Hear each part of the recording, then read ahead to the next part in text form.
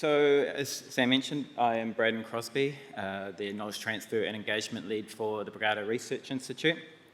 And today we're looking at the water use efficiency of 11 rootstocks under deficit irrigation. So, why are we looking at rootstocks? What makes them so important? Well, rootstock selection is a major influence in vine performance, the water and nutrient uptake, and your overall vineyard management systems and ethos. Rootstocks can be also used to mitigate risk through diversification of genetics and the benefits that a diversified strategy may bring. And with climate change, we might see a drive in trends in rootstock selections in the future, with both selections and with breeding programs. So what is the purpose of this project? Well, from this short trial, we were looking at the following points: how several rootstocks interact with a scion, particularly a low vigor scion like Chardonnay, what we were observing visually, and what objective data might be useful to understand the interactions between the scion and the rootstock, particularly under drought or stress conditions. Quantifying water use efficiency, which is the ratio of carbon gain per unit of water loss, which we measured as a ratio between photosynthesis and transpiration. With climate change modelling suggesting an increase in rainfall over the summer months, an increase in hot days by 2 to 5 days per month, increased drought conditions, and increased soil moisture deficits, all by 2040, it is important to understand the benefits and the downfalls different rootstocks may confer.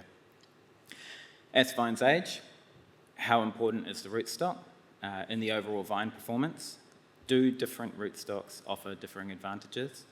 And current trends mean we're now relying on a decreasing number of rootstocks within our vineyards. This may lead to missed opportunity or risk from lack of diversity or in our vine genetics. So the time frame for this trial was quite short. This is part of the information we're using to bridge the gap before data collection starts on the BRI rootstock trial, where we have 15 rootstocks planted to pair objective data, scientific observation, and industry experience. Here, we're mostly looking at to create opportunities for increasing the diversity of future planting stock to help mitigate associated risks with climate change. Also of note, this was a small data size from which the readings were taken. Given the age of these vines, we had to make some vine selection based on vine health. However, they are representative of what you'd expect to see in a 30-year-old vineyard. So to give some background on this vineyard, the vineyard is located in the Renwick area. In this area we have some soils of alluvium origin which are consistent with many parts of Marlborough. We are expecting these soils to be well drained. They have moderate capacity to hold moisture and have a rooting depth capacity of greater than 1 metre with low levels of gravel content. Planted in 1994, this vineyard was set up with 4 replicate bays of each rootstock. We discounted the rootstock with vinifera parentage, as we didn't think this would offer the control that we required. However, in this block there were own-rooted vines as a control.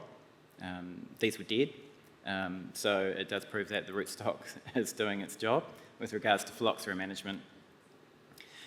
So we monitored 11 rootstocks, some of which are common, such as the Riparia Rupestris crosses of Schwartzman 3306 and 10114, Berlanderi crosses SO4 420A, and the less common Paulson, Richters, and Rigeri, along with Riparia Gloire and the little planted Ramsey. Ironically, the most planted rootstock today wasn't included in this trial, which indicates the differing trends around rootstock and what is being planted today. The vines were grafted to clone 6 Chardonnay, and the wines are usually utilised in the production of sparkling base wines. So what did we measure? First, we looked at the vigour of the vines. This gives us an indication of the partitioning of carbohydrates within the vines and how trunks might utilise water to aid in this. We looked at pruning weights, canopy gaps, and trunk cross-sectional area. Pruning weights were the lowest in RG and Ramsey, and highest in the Richter rootstocks R99 and R110. International literature would suggest that Ramsay is generally extremely vigorous, but we did not see this here. And somewhat surprisingly, Paulson, which is generally considered a moderate to high vigor rootstock, had pruning weights consistent with Riparia Rupestris crosses. From percentage canopy gaps, we can see a recurring theme with Riparia gloire, partly driven by shoot length and leaf size. Parentage appears to play a role in canopy gaps in our measurements, generally with Rupestris Berlanderi crosses having the lowest percentage gaps to a significant level. And trunk cross-sectional area was measured to compare between rootstock's influence on above-ground permanent structures, where we can see statistically significant differences between a number of rootstocks from different parentages, particularly with the Berlanderi crosses having the largest trunk diameter and trunk cross-sectional area. So this next graph demonstrates a very strong link, a very strong relationship between trunk cross-sectional area and the pruning weights.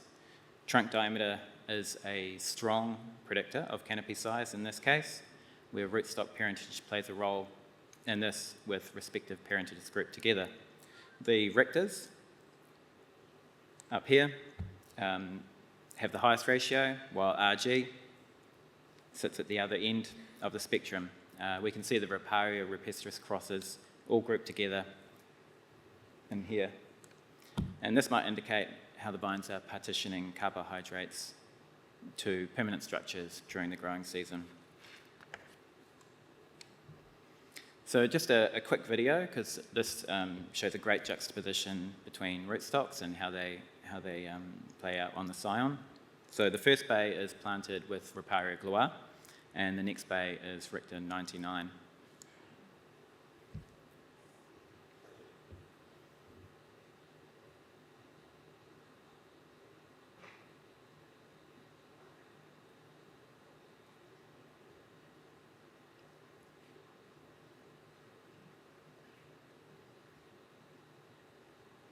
So if you remember back to those first few graphs, these two were at the extreme ends for pruning weight, canopy gaps, and trunk diameter.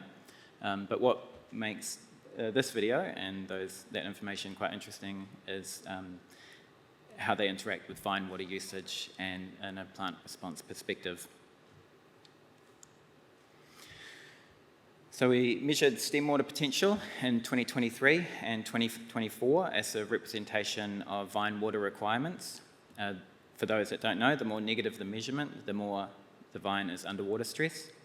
Stem water potential readings were tracked during the season, and these were the readings that had the highest negative pressure, which occurred at the start of February in 2023 and 2024.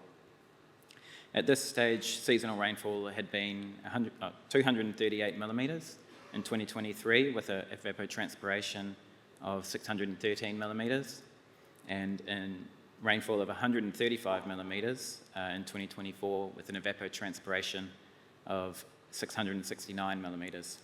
So at this stage, irrigation was not used on these vines in 2023 and occurred only once at the end of February in 2024 when these vines triggered their deficit point. We would typically see a stem water potential below negative 0.9 as a moderate water deficiency. So there were variations in stem water potential in rootstocks, but they weren't significant in 2024, which would be considered a reasonably dry season in this region. Given no irrigation was applied to the vines by early February, all rootstocks were able to access water through non-applied means. So here we are looking at photosynthesis versus transpiration, which we used as a measure of water usage optimization. So optimum vine performance would sit up here in the blue area, which would represent vines that photosynthesize at a higher than average rate while utilizing less water through transpiration. Inefficient vine performance are those that utilize more water for less photosynthetic output, would sit right here in the bottom right-hand corner. Those in the top right-hand box are using more water, but are also photosynthesizing at a higher rate, while those in the bottom left-hand corner, bottom left-hand box are exercising greater control of water loss management through stomatal control, but consequently reducing their photosynthetic capabilities. So which rootstock performed the best? Well, none. None achieved the ideal scenario of both high photosynthesis and low transpiration. I'm managing to say photosynthesis a lot, so I'm surprised I'm getting through that. So this box here would indicate in 2024 the best performers. So none really fitted into that box. Ramsay, Schwartzman, 420A, and RG consistently had photosynthetic rates below the mean. Riparia, which is usually considered a rootstock of low drought tolerance, managed its water losses efficiently with low transpiration rates, this potentially leading to small above ground structures and smaller canopies. Ramsay and Schwartzman tended to be inefficient users of water, utilising more water per carbon gain. SO4 tended to be close to the mean in both years, which aligns with observations in vine vigour, yield and bricks. Paulson, R99 and R110 all have high levels of photosynthesis, but in order to achieve this, they used more water, transpiring at a higher rate. All these rootstocks are referred to in Australia to have high water use efficiency, but in 2024, we saw these rootstocks utilise water at the highest rate. All the vines in the top right-hand box up here had the highest pruning weights and the largest cross-trunk sectional area. This would suggest that these vines are using excess photosynthesis for building seasonal vegetation and permanent structures. What we see between the years is when the stress is greater in 2024, the average transpiration rate slows down significantly. When compared to the 2023 season, this indicates that all vines are responding to greater vine water stress. So when the ratio of photosynthesis over transpiration is investigated, that is the usage of water usage for carbon gain, we find there's no significant difference in the instantaneous water use efficiency between rootstocks in both years. Yield and juice parameters. So there was no significant difference in yield, pH or YAN. Yield and bricks were not associated with the level of photosynthesis, with high photosynthesizing vines not producing high yield or bricks, and indicating partitioning of carbohydrates are being utilised elsewhere. You'll see from the graph, the yield in 2024 was quite low, which was similar around the region. Total soluble solids ranged from 21.7 to 22.5, which was a significant level. However, at bricks levels also aligns the yield trends. Malic acid and titratable acidity did vary and appeared to be linked with canopy size, with Riparia gloire having the lowest level and Regeri R99 had the highest malic, along with Paulson having the highest titratable acidity. Despite this sample of having rootstocks that are either promote ripening or delay ripening, we didn't see that in these vines regarding phenology and juice parameters. Date of 50% bud burst varied by only 3 days, and the bricks at harvest, while having variation, wouldn't indicate a negative impact on the delay of ripening. Vines in this sample indicate influence of rootstock on older vines may not be as great as they appear to be in younger vines. Harvest in this case occurred on the same day, 12th of March, 2024. So, conclusion. Vine vigour and canopy gaps were strongly related to trunk cross-sectional area and parentage. Burlandieri Rupestris crosses had the greatest trunk cross-sectional area and canopy size when compared to Riparia parentages. Rootstock parentage influenced the construction of permanent structures, which may be a reflection of the carbohydrate partitioning. Generally, those that photosynthesized at a higher rate tended to have larger above-ground permanent structures.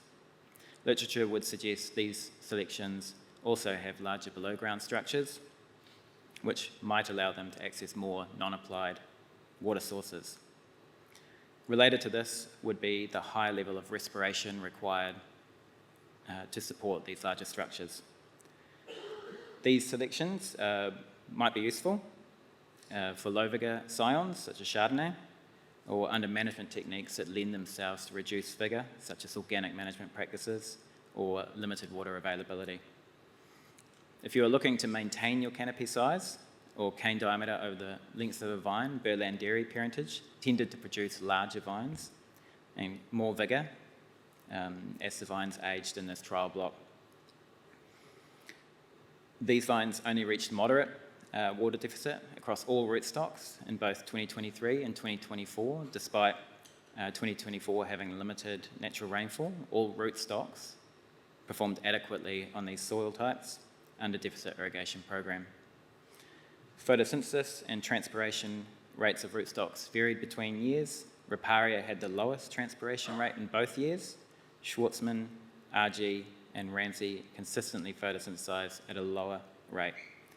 SO4 was closest to the mean in both years. Given yields and Brix's was similar between rootstocks, the productive water use efficiency of Riparia gloire was highest as it used less water for the same crop and Brix level. Yield, pH, and YAM were not significantly different between rootstocks in these years. Brix, TA, and malic varied slightly by rootstock. Higher concentrations of malic acid were associated with high vine vigour. Vines adapted to their conditions by growing different sized canopies, while not sacrificing yield or Brix in these years. These findings also suggest that visual canopy assessment is best paired with analytical data to get better understanding of what is occurring in the vine. Large vines don't necessarily mean more drought tolerance. Assessment of what you need from a rootstock is important, and matching that to management practices, soils, and vine outcomes is imperative. The opportunity to increase the genetic diversity in our rootstock selection is large. The findings of previous studies would suggest that no rootstock performs optimally every season, and having a diversified portfolio of genetics is a risk mitigation strategy, especially heading into a climate change scenario. The contributors, thanks to New Zealand Wine Growers members, of course, who along with the MB Regional Research Institute Fund is funding this work as part of the BRI Rootstocks project 22017. Also, thank you to Yuichi Ando from BRI, who's the Rootstocks project lead, the Pernod Ricard team, particularly Andrew Naylor, Mark Krasnow from Thoughtful Viticulture, Stuart Field from NMIT, Camo Vasconcelos, and Fongal from BRI. I'd also recommend additional reading. The team at Plant and Food Research have a number of trials over the years that have a wealth of information within them. Thank you.